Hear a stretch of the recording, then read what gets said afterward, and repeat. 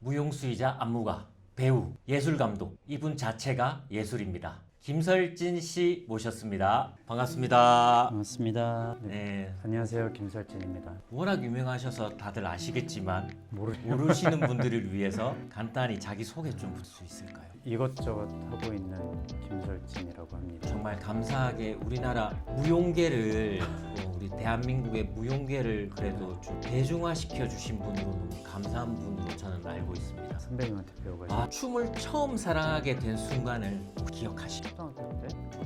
초등학교 네. 때 사촌 형이 춤추는 거 보고 그리고 그때 TV에서 네. 춤추는 게 되게 많이 나왔어요. 김한선, 박남정, 김한선 씨, 박남정 씨, 그리고 뭐 현진영 네, 이런 선배님들 나오시고 그리고 그 소울트레인이라는 가끔 위성 방송이 엉뚱하게 잡힐 때가 있었는데 이렇게 돌리다가 네, 네, 네. 띡 잡히면 그 두 줄로 댄서들이 서서 막 한 명씩 나오면서 춤추는 것도 있었고 네 진짜 우와 저거 뭐지 했던 그래서 처음 배운 춤이 웨이브였어요. 웨이브. 처음에 배웠던 게 제주도가 고향이시잖아요. 네. 서울로 오시기 전에 음. 춤 생활이 어떠셨나요? 처음에 춤을 배웠던 게 그 사촌 형 따라다니면서 사촌 형이 지금 돌아가셨지만 춤을 진짜 잘 추셨거든요. 네. 그래서 그 형한테 그런 뭐 팝핀, 웨이브, 기본 브레이킹 동작들 뭐 이런 스트리트 댄스들을 먼저 배웠었고 그때는 허슬이라고 했죠 사람들이 허슬, 막 각기 그런 그랬죠. 말들로 했었는데 그런 것들을 막 하다가 고등학교 2학년 때 서울로 전학 오게 됐어요. 춤을 그만둬라라고 집에서 얘기를 많이 했었고 밖에 못 나가게 네. 엄청 반대하셨어요. 그러다가 뭐 여차저차 해서 그러면 서울에 오디션 보고 떨어지면 그만둬라 했는데 됐어요. 그럼 가겠다 해가지고 고2 때 되게 급하게 전학을 왔죠. 그래서 그때부터 고생이 시작됐죠. 고생이 예술의 인생이 시작됐죠. 처음에 서울 올라와서 한 8개월? 7개월 만에 첫 월급을 78,000원인가 뭐 받았어요. 어떤 일을 하셨? 백업 댄스가? 아, 백업 네. 하셨죠. 그래서 가수들이랑 같이 춤추는데 약간 지금 생각해보면 인턴 개념의 그 네. 기간들이 좀 있었고 거의 많이 지난 얘기지만 보수가 없었고 거의 없었죠. 네, 거의 없었고 밥도 거의 없었고 네. 그래서 형들이 한 숟가락씩 주면 그거 이렇게 받아가지고 막 그랬었으니까 정말 그냥 좋아서 한 거네요. 시작하고 한 4, 5년 지났을 때쯤 막 이렇게 종류가 많아 이러면서 완전 그때 활동을 그래도 하셨잖아요. 네네. 서울 오셔서 그래서 설진님이랑 친해져서 학교 때 아는 건데 노래방 가면 노래방 화면에 설진님이 춤추는 게 나오더라고요. 그래서 제가 노래방을 안 좋아합니다. 아, 그래서 안 좋아하시구나. 서울예술대학교를 가시고 그리고 한국예술종합학교 한예종을 오셨는데 어떠한 목표와 생각으로 이렇게 들어오셨는지 너무 궁금합니다. 처음에 저는 학교에 대한 목표가 1도 없었고요. 아, 일도 없으셨어요? 학교를 가고 싶다가 아니라 그 현대무용을 배우고 싶다라는 생각이 컸었어요. 아, 제가 어디가 다쳐가지고 무대를 못 썼던 기간이 좀 있어요. 한 달 정도. 그 방송 촬영장에 가서 하는데 그 함성 소리가 똑같은 거예요. 네. 와 하는 게 아 맞다 저 함성은 내가 없어도 똑같은 그런 거구나. 약간 내가 없어도 똑같은 무대구나를 딱 느끼면서 생각해보니까 내가 하고 싶은 얘기를 춤으로 해본 적이 있나? 네. 항상 클라이언트가 원하는 춤만 췄던 건 아닌가라는 생각들이 막 부딪혔었어요. 네. 근데 그때 당시에 댄서로서 가질 수 있는 직업이 그거밖에 없다고 생각했었거든요. 네. 그러다가 영화 야, 백야라는 영화를 우연히 보게 됐는데 그 첫 장면부터 바르시니코프라는 그 미하일 바르시니코프. 네. 댄서가 나와서 생전 처음 보는 몸짓들을 막 하는데 네. 뭐지 싶었어요. 네. 그래서 주변 사람들한테 물어보니까 현대무용이야. 현대무용 배우려면 학교를 가야 돼. 나중에 알고 보니까 컨템포러리 발레였는데 네, 맞아요. 그래서 그거를 학교 가고 싶다라는 마음을 먹은 게 한 11월쯤이었거든요. 이미 수능이 다 끝나 있었고 현대무용을 배울 수 있는 게 학교라는 생각 들어서 학원이 있다는 사실조차 몰랐고 돈도 뭐 없었고 수능을 안 보는 학교가 보니까 그때 당시에 서울예대 입시호강 보니까 현대무용 작품 2분 내외에 써 있어서 현대무용 배우려고 했는데 현대무용을 시험 봐? 막 약간 그러니까 그래서 되게 많이 얘기했는데 서점에 갔어요. 서점에 가서 책을 샀죠. 무용책을 샀어요? 네. 그냥 무작정? 현대무용, 현대무용이란, 현대무용 안무법 뭐 이렇게 세 권 사서 보는데 한 일주일 동안 진짜 정독했거든요. 무슨 얘기인지 하나도 모르겠는데 그런 용어들 하나도 그래서 모르고 아무것도 모르니까 그래서 그냥 책에 나온 정도의 사람들이면 유명한 사람이겠지 하고 그 사람들 사진을 연결해서 입시 작품을 만들었어요. 와. 그래서 뭐 그때 사진에 빌트 존스가 이러고 있었고 네. 마사그람이 이러고 있고 뭐 호세리몽이 뭐 이러고 오스카니엠 해서 막 이러고 있고 엘빈 엘리에서 막 이렇게 점프하고 있고 그것들을 보면서 그래서 뭐 이렇게 해서 연결해가지고 이렇게 동작을 막 오. 만들었었어요. 호세리몽 스타일로 연결해서 그러니까 마사그람 이렇게 해서 돌고 와서 갑자기 마사그람 했다 와. 여기서 해가지고 이렇게 연결하고 막 그냥 하시는데 예술인데요. 음악도 골라야 되는데 네. 음악에 대한 지식이 없으니까 맨날 그 레코드 집에 가서 테이프 하나씩 샀는데 가격 10,000원짜리 미만으로 보다가 할인하는 거 사보고 그러니까 그때는 미리 들어볼 수가 없으니까. 없으니까 네. 그렇죠. 근데 산 거 보면 웃겨 막 TLC, 그치. 머리알결 막 이런 거 사니까 네. 안 들어오는 거예요. 근데 레코드집 아저씨가 뭔데 맨날 와서 사냐 이런 학교를 가고 싶고 음악을 골라야 되는데 어떻게 해야 될지 모르겠다 했더니 아저씨 계속 보더니 이거 들어봐 하면서 테이프 그냥 이거 들어봐 돈 없어요 그냥 들어와 하면서 주셨는데 수염 이렇게 난 아저씨가 네. 그려져 있는 들었는데 거기에 딱 있는 거예요. 근데 그게 그분이 파바로티 그래서 그거를 그대로 뒤 지우개 막아서 앞뒤에 지우고 딱 2분 맞춰가지고 이렇게 연필로 돌려서 그걸로 입시 했었어요. 그런데 합격하셨네요. 운 좋게 네. 졸업할 때쯤 김계인 교수님이 무용 더 하고 싶으면 예종을 가 해서 며칠 있다가 너 레포트 하나 써와 이러면서 공연 티켓을 주셨어요. 네. 공연 보면서 어떤 꼬마애가 나와서 막 하는데 뭐야 저 꼬마애 이러다가 저 사람은 누구지? 저분은 어떤 분이시지? 막 이렇게 바뀐 거예요. 네. 그 1시간 만에 네. 저분을 저렇게 만든 사람은 누구지? 했었는데 그게 시점이라는 공연이었고 김예중 창작과의 안성 선생님 공연에 이주희라는 누나가 나와서 선배님이죠. 네, 공연을 막 하는데 너무 배우고 싶은 거예요. 네. 그냥 저 사람한테 배우려면 어떻게 해야 되는지 막 수소문해서 알아봤더니 예종 창작과를 가면 된다 그래서 네. 그래서 예종을 준비해서 그리고 1학년으로 다시 운 좋게 또 학교를 다니게 됐죠. 근데 다 좀 잘 되신 분들 보면 합격하고 다들 공통적인 대답이 있거든요. 운 좋게, 운이 좋았다. 근데 분명히 정답이 조금 있을 거예요. 교수님 분들한테 물어보면, 여쭤보면 본인은 어떻게 해서 어떤 매력으로 합격하셨는지 이런 생각은 안 해보셨어요? 물어봤어요 안성 선생님. 그러니까 안성 선생님한테 제가 어떻게 뽑혔어요 물어봤더니 선생님이 난 멘보가 온 줄 알았어.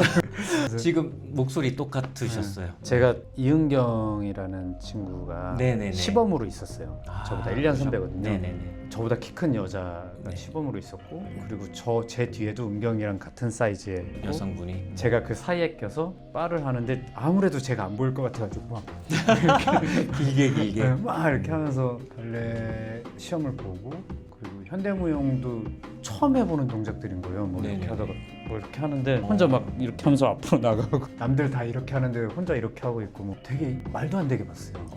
근데 즉흥도 있잖아요. 즉흥 시험. 네. 즉흥 시험에서 그 다른 두 시험에서는 약간 선생님들이 쟤는 뭐지 하셨었는데 즉흥에서 그때 외국 초빙 교수도 같이 시험을 보니까 그 초빙 교수님이 쟤는 왜 학교 시험을 보는 거지? 라고 하셨대요. 뭐 그러다가 정말 대학 시절부터 정말 열심히 하는 거예요. 정말 열심히 하고 남들의 시선을 잘 안 보고 본인이 주체적으로 사는 모습이 보였어요. 졸업 후에 또 와 정말 대단하죠. 벨기에의 피핑톰이라는 무용단, 정말 대단한 무용단이었어요. 그때 당시에 제가 알기로는 한국에 있는 무용수가 한 명도 없었다고 아는데 없었어요. 그죠? 네. 거기 입단을 하셨잖아요. 근데 거기 들어간 그 과정이 너무 궁금한 거예요. 한국인 최초로 들어가게 되셨는지 너무 궁금해요. 2006년인가 4년도? 2004년?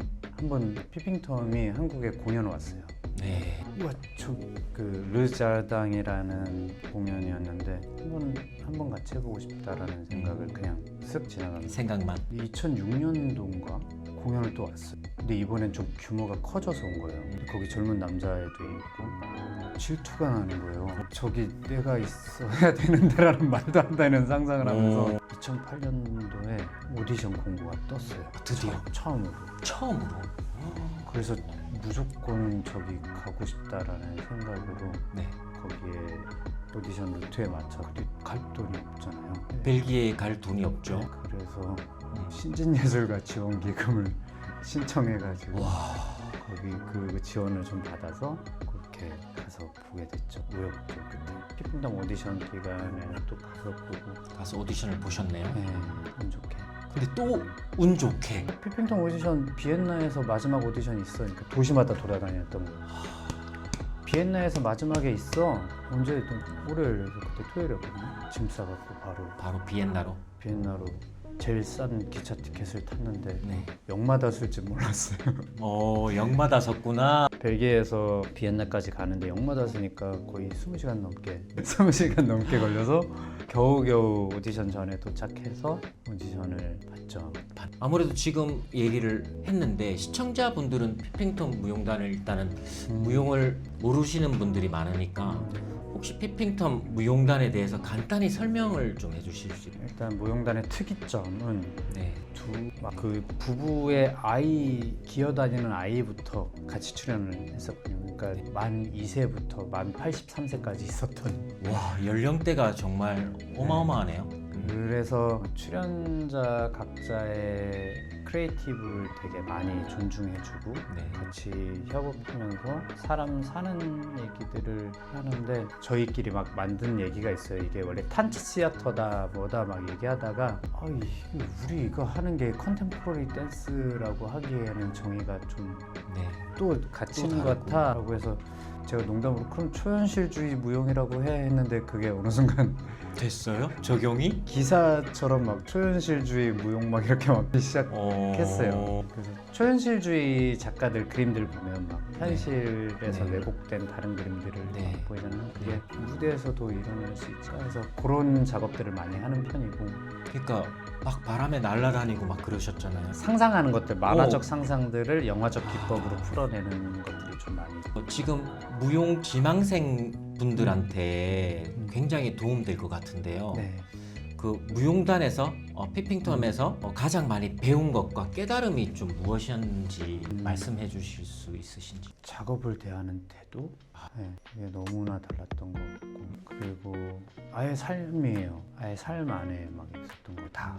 그래도 다 작업과 연관돼서 보이기 시작하는 거예요. 어느 순간 안테나가 그쪽으로 열려 있으니까 만약에 얘가 이게 이렇게 있으면 갑자기 얘가 나한테 말을 걸면 어떤 일이 일어날까를 상상하다가 말을 걸기 위해서 이 안에 스피커를 설치하고 근데 여기서 갑자기 사람이 이렇게 튀어나오면 뭐 이런 상상들을 실제로 적용할 수 있는 방법들을 찾기 시작하고 네. 아니면 말고 네. 해보고 괜찮으면 발전시키고 이 작업들이 좀 있었고 누군가 아이디어를 내고 이거 해보자라고 했을 때 노라고 하면 안 돼요.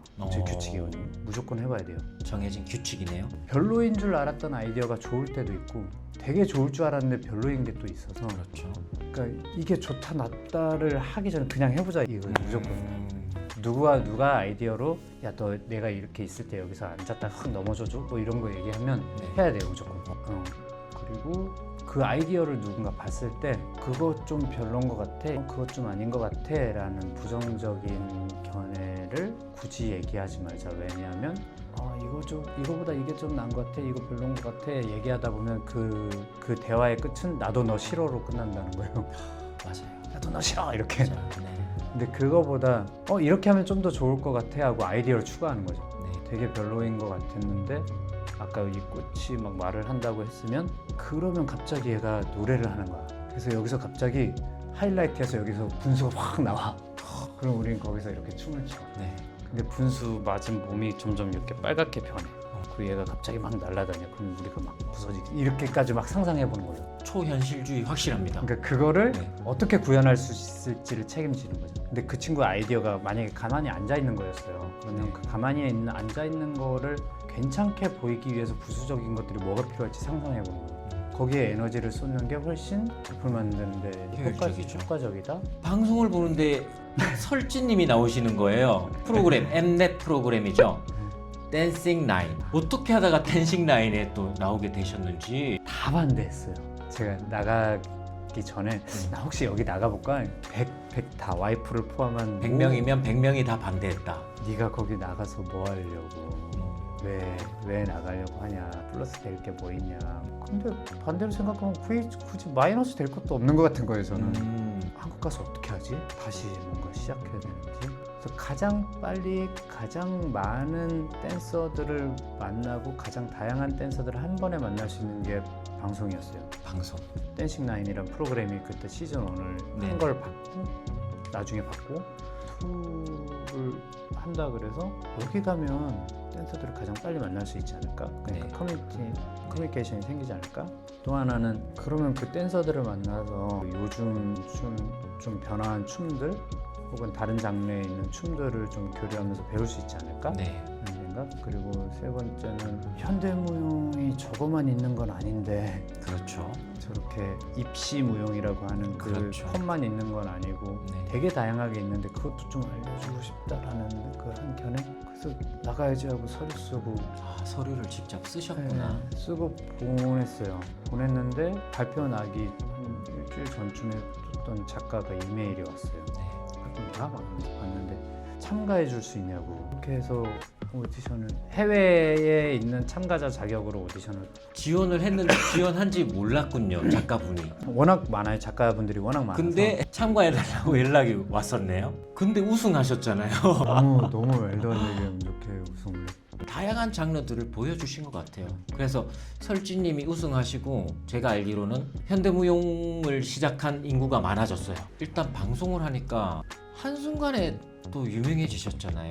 왜냐면 그게 방송에 또 무서운 효과라고 할까요? 오늘 갑자기 한순간에 나를 아네? 알아보는 사람도 많고 그럴 때 기분은 어떠셨나요? 그거 진짜 웃겼어요. 어. 근데 이상한 시선들이 조금 느껴지다가 그때 서울예대 출강 나갈 때였는데 네. 안산까지 가는 지하철이 좀 멀잖아요. 네. 하는 거예요. 어디서 사진 찍네. 차에서 눈을 이렇게 떴는데 정말 거짓말처럼 앞에 앉아 계신 분들이 이렇게 핸드폰을 이렇게 잡고 있다가 모른 척? 이렇게 뜨는 게 너무 동시에 탁 돼서 우와 무섭다. 그러니까 그때까지 인지 못하고 뭐지 하고 다시 이렇게 자려고 하는데 아직도 기억나요. 금정이었나? 그래서 어떤 남자분이 저 정말 죄송한데요. 착각 하고 내리시는 거예요. 사진 한번 딱 찍고 도망갔네요. 같이 이렇게 셀카 셀카로. 찍고 그래서 뭐지?